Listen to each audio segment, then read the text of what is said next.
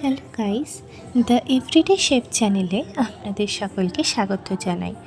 আজ আমরা বানাচ্ছি ধাবা স্টাইল চিকেন তড়কা।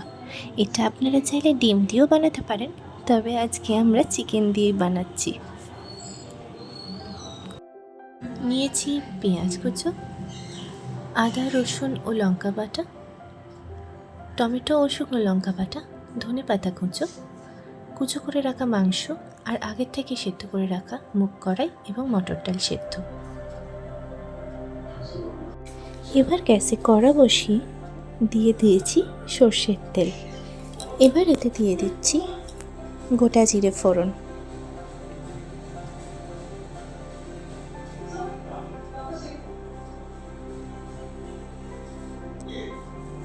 তেলটা গরম হয়ে গেলে এর মধ্যে দিয়ে দিয়েছি কুচনো পেঁয়াজ আর কুচনো কাঁচা লঙ্কা। ভালো করে নেড়ে নিতে হবে।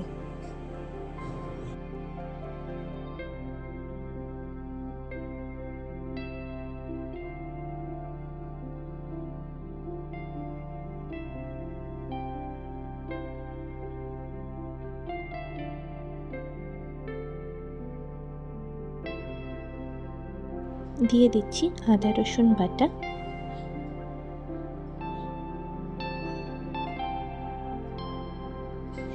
খুব ভালো করে কষে নিতে হবে যতক্ষণ না পর্যন্ত আদা রসুনের কাঁচা গন্ধটা চলে যায়। এবার দিয়ে দেবো এখানে আগে থেকে কুচো করে রাখা মাংসগুলো।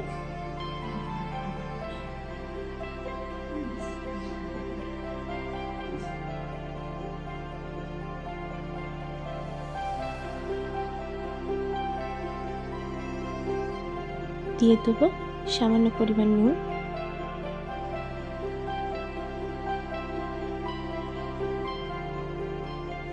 খুব ভালো করে মাংসগুলো মশলার সাথে কষিয়ে নিতে হবে।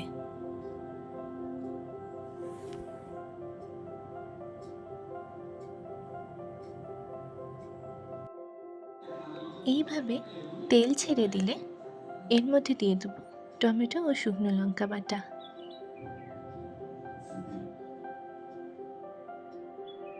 দিয়ে দেবো কিছুটা পরিমাণ নুন।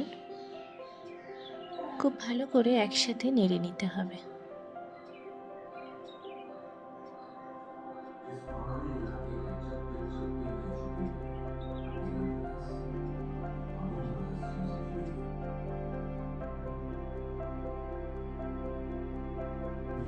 এবার তেল ছেড়ে এলে এর মধ্যে দিয়ে দেব হলুদ গুঁড়ো,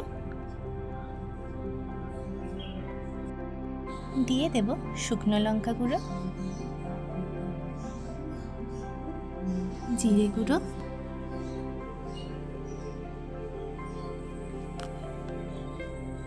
ধনে গুঁড়ো,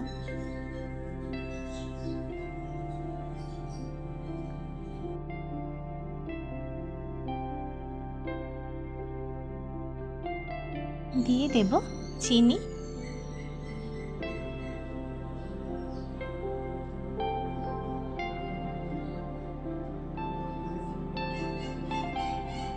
ভালো করে নেড়ে নিতে হবে। সমস্ত মশলাগুলো একসাথে কষে নিতে হবে।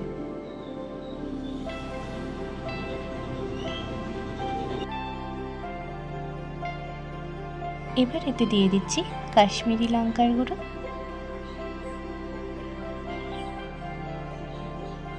ভালো করে মিশিয়ে নিচ্ছি।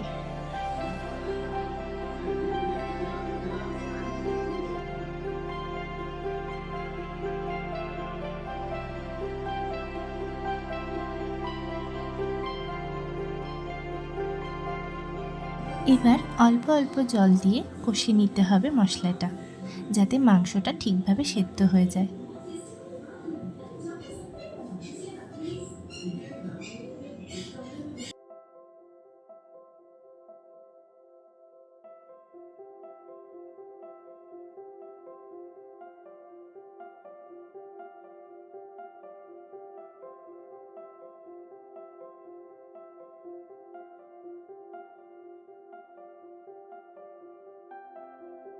ভালোভাবে তেল ছেড়ে আসলে এর মধ্যে দিয়ে দেব সেদ্ধ করে রাখা মুগ কড়াই আর মটর ডাল।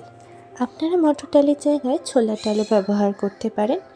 এতে স্বাদের কোনো রকম তারতম্য হয় না।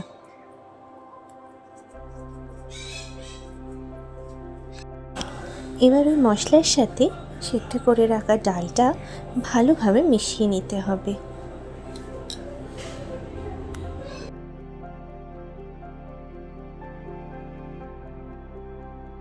এবার অল্প অল্প করে জল দিয়ে ভালোভাবে নেড়ে এটাকে একটু ফুটতে দিতে হবে।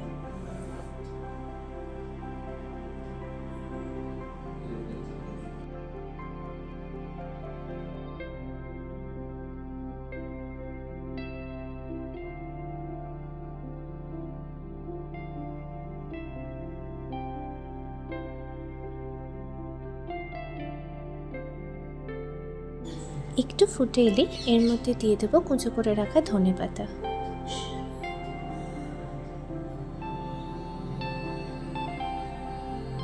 ধনেপাতাগুলো ভালোভাবে তরকারির সাথে মিশিয়ে নিতে হবে, যাতে এর ফ্লেভারটা খুব ভালোভাবে আসে। যারা ধনেপাতা খান না তারা ধনেপাতা না দিয়েও করতে পারেন। ভালো করে ফুটে এলে এর মধ্যে দিয়ে দিতে হবে তড়কা মশলা।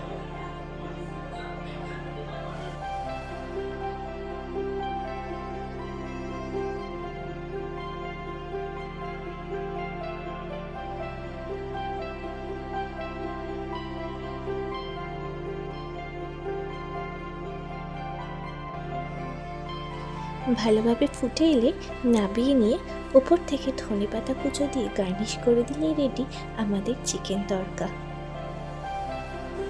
এই ধাবা স্টাইল চিকেন তড়কাটা আপনারা রুটি, তন্দুরি রুটি কিংবা রুমালি রুটি দিয়ে সার্ভ করতে পারেন।